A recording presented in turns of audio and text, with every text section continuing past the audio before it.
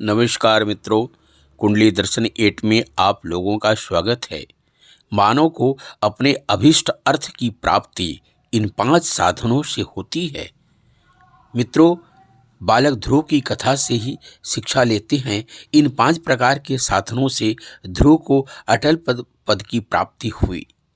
श्रीमद् भागवत महापुराण के अनुसार राजा उत्तानपाद की रानी सुनीति को एक दिन नारद जी ने बतलाया कि राजा का दूसरा विवाह होगा तो आपको भी संतान प्राप्त होगी और नई पत्नी को भी संतान होगी। रानी सुनीति ने अपनी बहन सुरुचि के साथ राजा का विवाह करा दिया।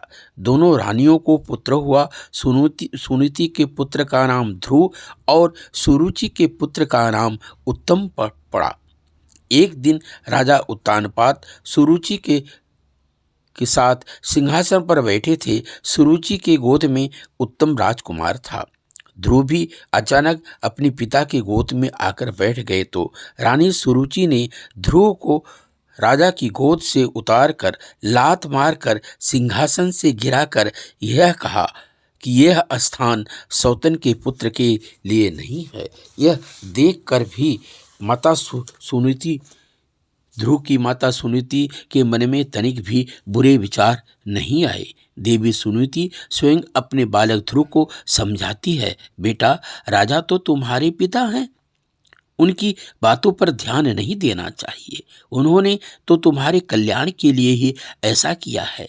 इससे तुम्हें स्वयं परमात्मा परमेश्वर एक दिन अवश्य मिलेंगे।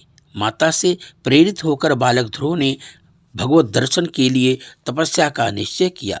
जो ध्रुव प्रभु को प्राप्त करने की इच्छा से आगे चलता है उसे मार्ग में संत स्वयं मिलता है।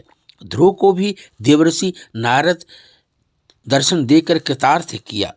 देवर्षि नारद ने ध्रुव से पूछा, कहाँ जा रहे हो? ध्रुव ने कहा, ऋषि, तपस्या करने जा रहा हूँ। तपस्या करके भगवान को प्राप्त करके राज्य मांगूंगा। नारद जी ने कहा, पहले गुरु बनाओ, गुरु बिन साधना निष्फल होती है। ध्रुव ने कहा, आप ही मेरे गुरु बन जाओ। नारद ने स्वीकार कर लिया और ध्रुव को दीक्षा दी। ध्रुव ने एक पैर पर खड़ा होकर साधना की, घोर तप किया। बालक का हठ तथा पूर्व जन्म की भक्ति की शक्ति के कारण 6ठे महीने प्रभु की कृपा बरस पड़ी। परमात्मा प्रकट हुए। ध्रुव से कहा कि मांगो। बालक क्या मांगता है, क्या चाहता है? ध्रुव ने कहा, मुझे अटल राज्य दे दो। भगवान ने ध्रुव को स्वर्ग का अटल राज्य दे दिया। इस प्रकार ध्रुव को अभीष्ट साधन में इन 5 प्रकार के साधनों से अटल पद की प्राप्ति हुई और इन्हीं 5 प्रकार के साधनों से मानव को अभीष्ट सिद्धि अर्थ की प्राप्ति होती है।